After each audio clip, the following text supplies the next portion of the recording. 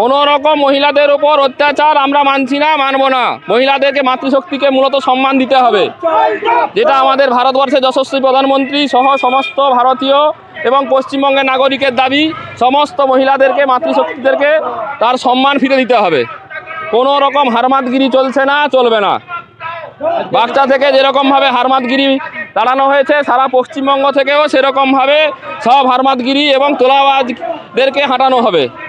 আজকের মিছিল কোথায়? পেটোয়া থেকে গজিলকের বাজার। এছাড়াও আর জেলার কোথায়?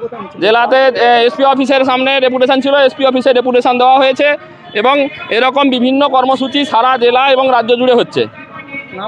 সম্রাট সামন্ত, বিজেপির জেলার সম্পাদক এবং ময়না ব্লক কনভেনার।